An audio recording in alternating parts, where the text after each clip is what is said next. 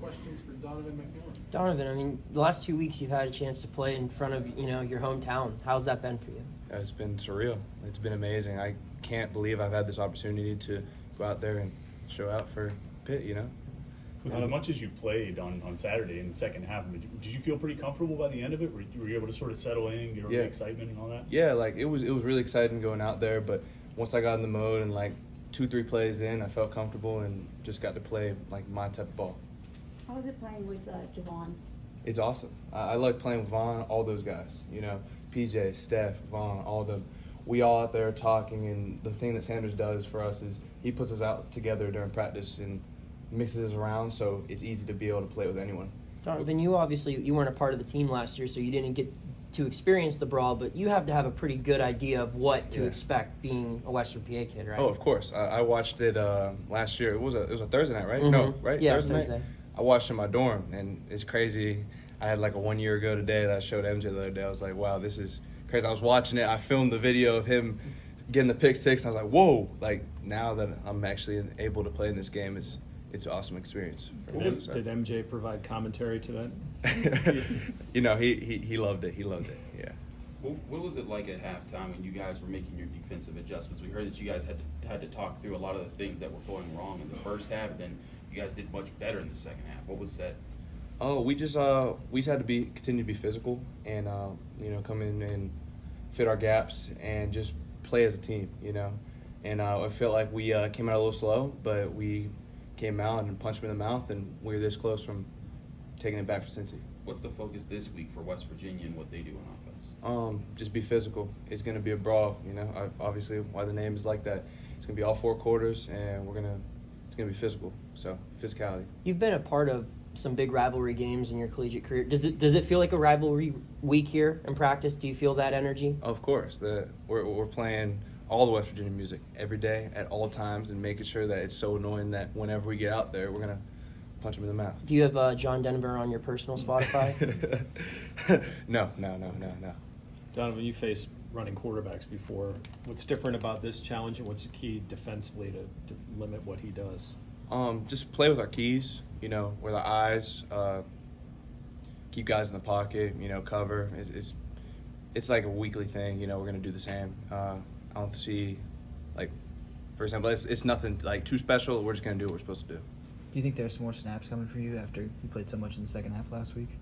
Wherever that goes, I'm just excited to go out there and go play football. When you got in the game, were you playing both safety positions or just the one? I was playing just boundary. Just boundary? Yes, sir. Is that pretty much what you are, boundary safety? Yeah. I would say boundary, but I could play wherever they want me to play. Mm-hmm. Yeah. That spot tends to be a little closer to the line of scrimmage. Just kind of put your nose. Do you kind of enjoy the physicality of that? It seems like that's the physical safety spot. Of course, I get that from my wrestling background, being able to fit gaps, shoot holes, and make aggressive tackles. What do you like about Donaldson as a running back, West Virginia running back? I think he's a tough running back for sure. It's like every game plan we play for any running back and come down and smack him in his mouth. We can't let guys run through us. We got to be physical, and that's why I said earlier, physicality is going to win this game. I don't know if there are many things that bother your head coach more than giving up run plays and rushing yardage. What was his mood at halftime and after the game as you guys? Was he just losing his mind, or was he trying to stay calm with you guys? Or no, it's always cool, calm, and collected when it comes to coach. We're gonna go out there and correct what we have to correct, look formations, see what they want, and respond to it. And like I said, be physical, fit gaps, and do what we're supposed to do.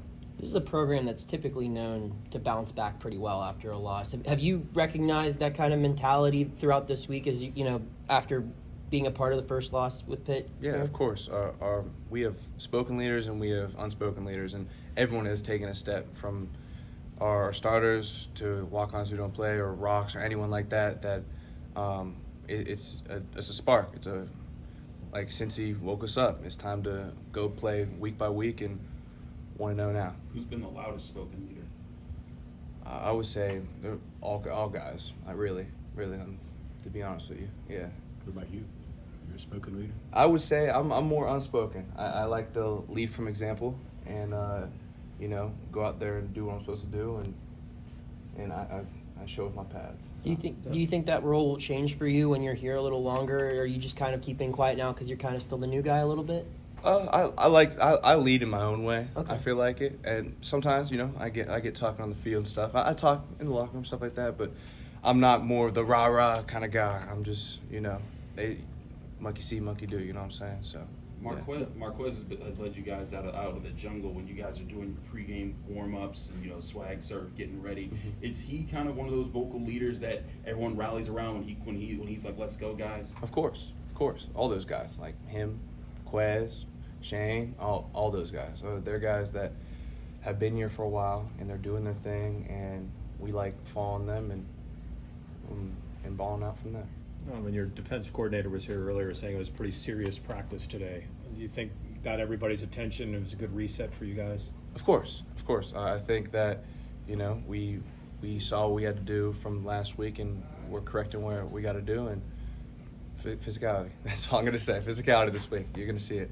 Anything else for Donovan? What are some of your earliest memories of the backyard brawl growing up in the Pittsburgh area? Earliest memories. Obviously, my memory from last year is the big one, but then I was pretty young last time they played. What was it, 12 years ago? Correct? Yeah. So, what would I have been like? 8, 9? Yeah. Not many. Not many memories. So. You mentioned a while ago that you had wrestling background.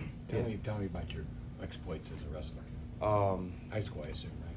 Well, I played second at PAAA States my junior year. I should have known that. Yeah. Sorry. So, but I early enrolled at Florida, so I had to skip my senior season, which was unfortunate because I think I was going to win the whole thing that year. You could have been state champion. Yeah, and I just think that transitions to football just from my mentality off the field, but like when I'm coming in to tackle, nothing scares me. So, and you can see I'm coming in with double legs majority of the time. So.